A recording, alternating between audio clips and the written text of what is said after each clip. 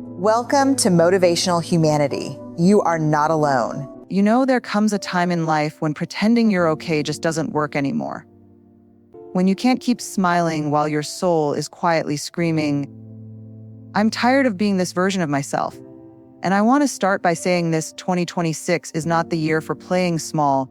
It's not the year for excuses or for blaming your past or for waiting for someday.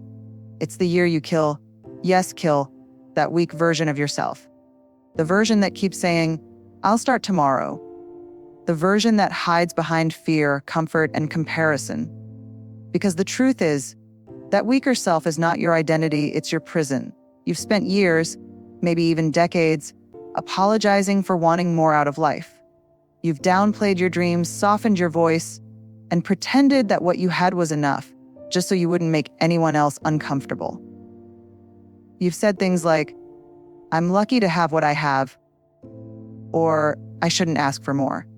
But deep down, there's been this quiet, unshakable truth you want more. Not more stuff, not more applause.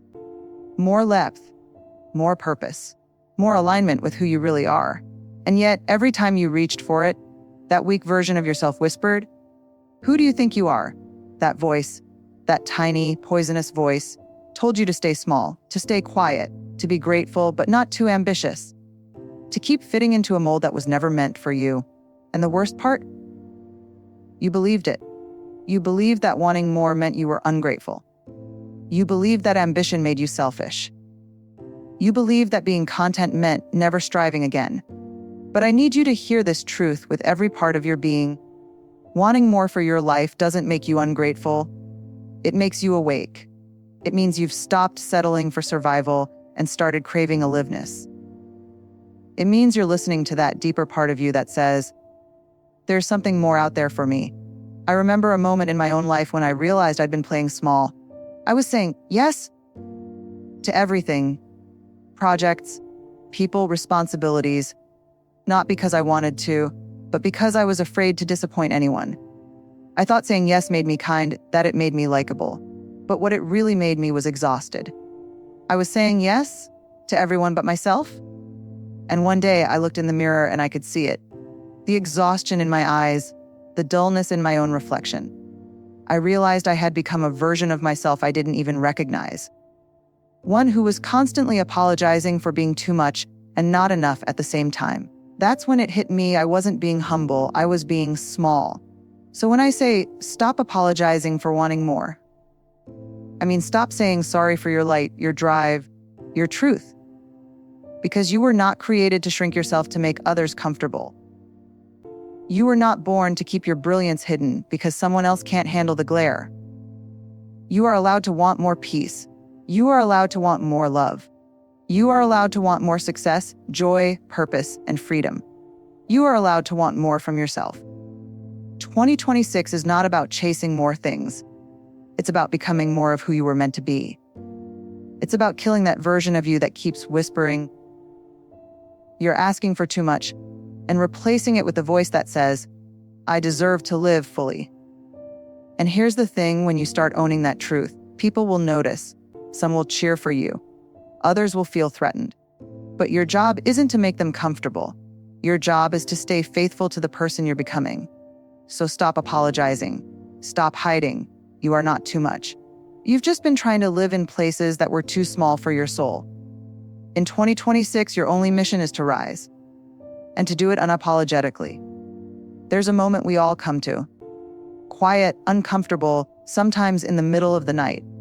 When we realize we can't keep running from ourselves. We can't keep distracting, numbing, or pretending that everything's fine when it's not. That's the moment you're invited to face the mirror. Not the kind that just reflects your face, but the one that reflects your truth. For most of us, that mirror has been covered for years. We cover it with business, with perfectionism, with scrolling, with pretending. We avoid it because deep down we know what it will show us. It's not just the tired eyes or the lines of stress. It's the parts of ourselves we've neglected, the promises we broke to ourselves, the potential we abandoned because fear felt safer than failure. I remember standing in front of my own mirror once, and I didn't even see myself. Not really. I saw someone who was performing life instead of living it. I saw the version of me who smiled when she wanted to cry, who stayed silent when she wanted to speak up, who settled because she was too scared to start over. And I realized that's the weak version of me, the one that hides behind old stories, old pain, old excuses. We all have that version, the one that knows exactly what we should do but doesn't do it because it's uncomfortable. The one that says, I'll start Monday.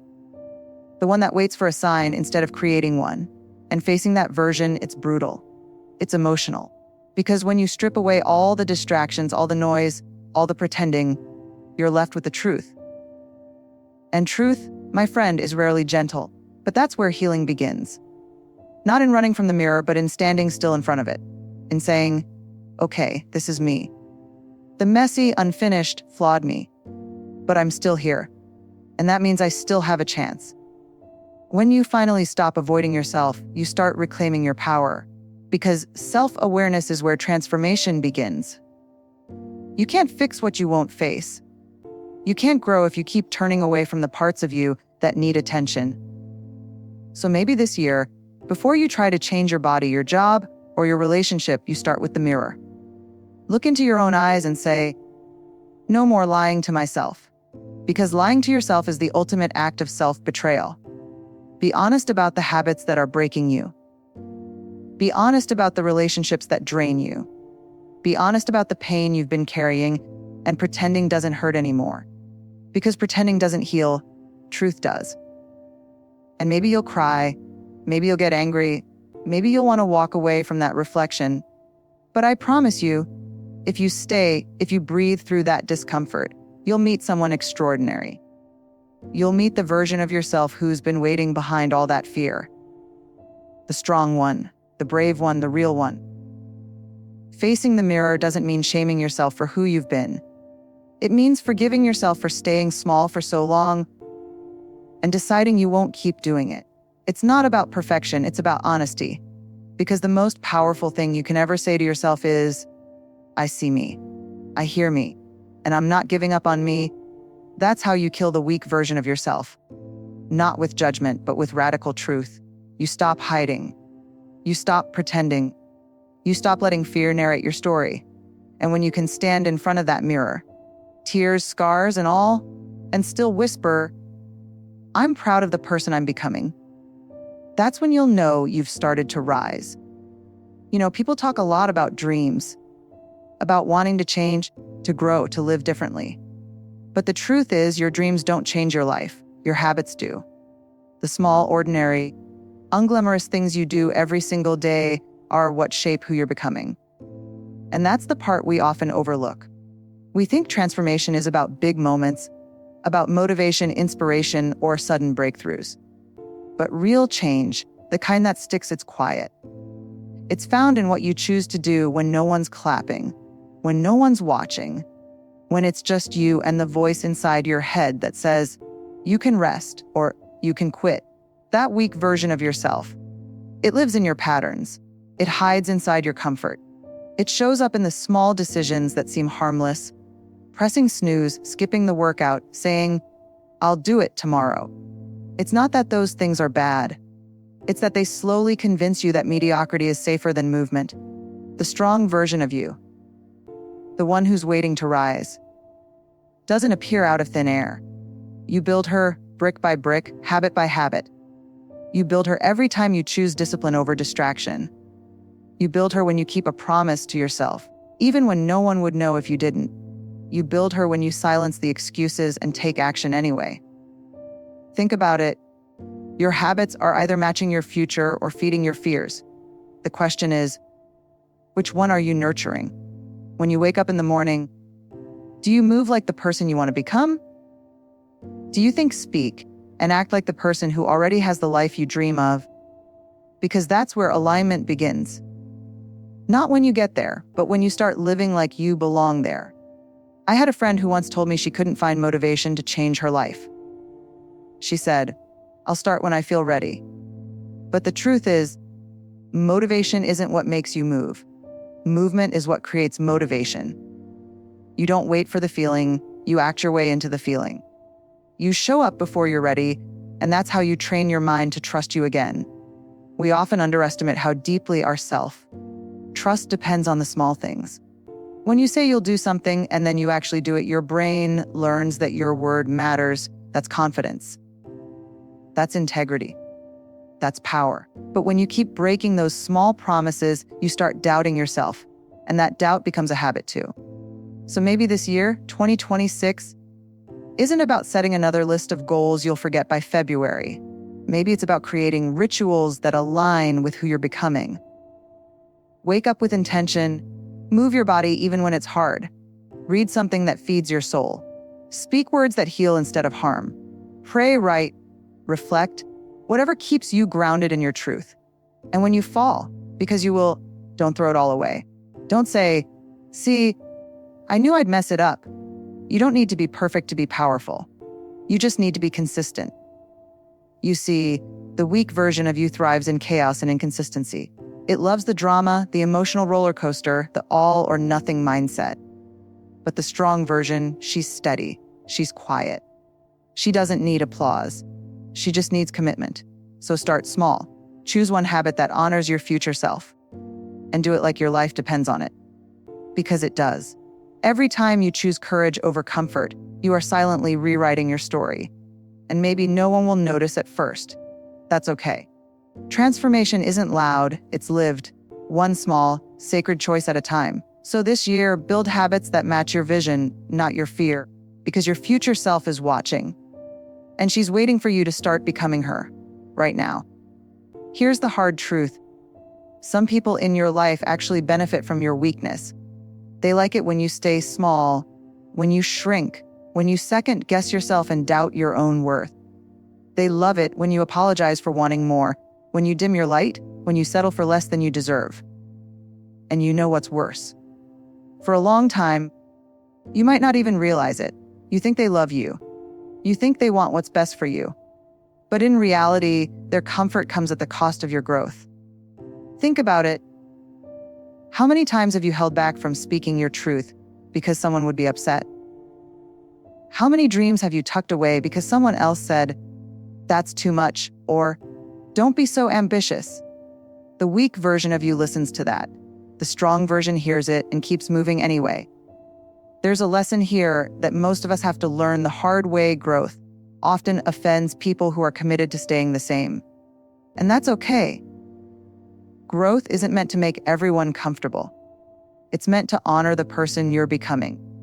I remember a season in my life when I was finally starting to step into my own power.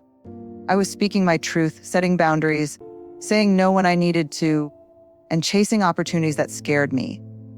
And suddenly, some people who I thought were my supporters started pulling away. Some of them criticized me. Some of them doubted me. Some of them even tried to guilt me into shrinking back into the old version of myself. At first, it hurt. I questioned whether I was doing the right thing. I wondered if I was being too bold, too loud, too ambitious. But then I realized something: if my growth made them uncomfortable, it wasn't a reflection of me, it was a reflection of them. And the stronger I became, the more clearly I could see who really wanted the best for me and who was just comfortable benefiting from my weakness. This year, 2026, you need to examine the people around you with brutal honesty. Ask yourself, are they lifting me up or keeping me small? Are they supporting my growth or afraid of it?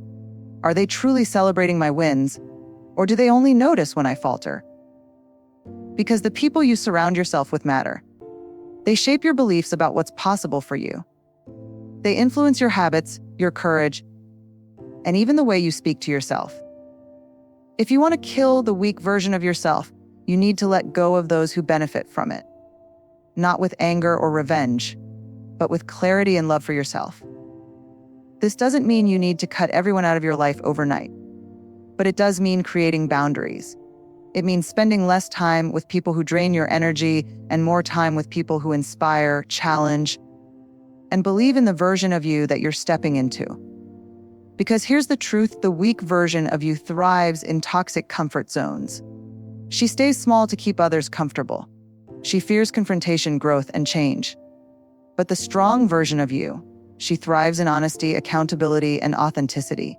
She thrives with people who see her potential and refuse to let her settle. So in 2026, start paying attention to your circle. Start noticing who cheers you on, who holds space for your growth, who believes in you even when you don't fully believe in yourself yet. And if someone isn't in that circle, it's okay to step back. It's not cruelty, it's self-respect. Because the weak version of you doesn't have the power to make these choices. The strong version of you does. And the people who truly belong in your life will rise to meet that strength. Courage is not something that suddenly appears one day like a gift delivered to your doorstep. Courage is a choice, a daily, deliberate, often terrifying choice. It's showing up even when your knees are shaking, even when your heart is pounding, even when every part of you wants to hide under the covers and wait for someone else to fix it. That's the moment when courage is born. In the messy, vulnerable spaces where you are tempted to run, to stay small, to stay comfortable. You see, the weak version of yourself is addicted to comfort. She loves easy. She loves safe. She loves predictable. And she will whisper in your ear every single day, just take the easy way out. Don't rock the boat. Don't make waves. Don't stand out. And if you listen, you'll find yourself drifting further from the life you were meant to live. The strong version of you, though, she knows better. She knows that real growth, real fulfillment, real transformation, it doesn't happen in comfort zones. It happens when you step into the fire, when you embrace the unknown, when you lean into fear and say, I am bigger than this fear. I am stronger than this doubt. I am braver than this moment. There will be days in 2026 when the weak voice is loud. Days when it will scream, stop, you can't do this? You're not ready. And those days will feel unbearable. You might question yourself, you might want to quit, you might feel like hiding from the world. But here's the secret: courage isn't the absence of fear. Courage is moving forward in spite of it. I want you to picture the person you want to become. Confident, resilient, unapologetically alive. That person isn't born out of ease or comfort. She is forged in the moments when you make the choice to step up instead of step back. She is built in the moments when you say yes to discomfort, because yes is what growth demands. I remember a time when I had to choose courage over comfort in my own life. I was terrified, paralyzed really. I doubted myself, I doubted my voice, I doubted if I had what it took. But I showed up anyway. I spoke my truth anyway. I made the hard choice anyway. And that one act of courage changed everything, not just for me, but for everyone around me. That's the ripple effect of courage. It doesn't just lift you, it lifts the people who see you refusing to settle. Every day in 2026, you have the opportunity to make that same choice. You can choose comfort, the predictable, the safe, the easy. Or you can choose courage, the uncertain, the challenging, the transformative. You will stumble, you will fail, you will want to quit. But the weak version of yourself will never rise from failure. The strong version, she will. She will stand, wipe the tears, learn the lesson, and keep moving forward. So make courage your habit, make it your default. Show up for yourself even when it hurts. Speak your truth even when it's uncomfortable. Take the actions that scare you most, because those actions are the ones that will break you free from the prison of your old self.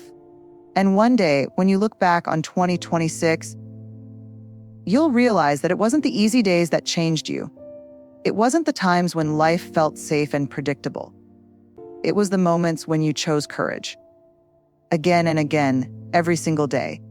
That's when you killed the weak version of yourself and fully stepped into the power, resilience, and brilliance of who you were always meant to be. So, here's my challenge to you. When midnight strikes and the world steps into 2026, I want you to make a quiet promise to yourself. Not the kind you post on social media, but the kind you feel deep in your bones. Promise to show up for yourself, even when it's hard. Promise to speak truth, even when your voice shakes. Promise to fight for your growth like your life depends on it. Because in many ways it does. This is the year you kill that weak version of yourself. Not out of hate, but out of love. Because your stronger self, the one who's been waiting all along, deserves to finally live.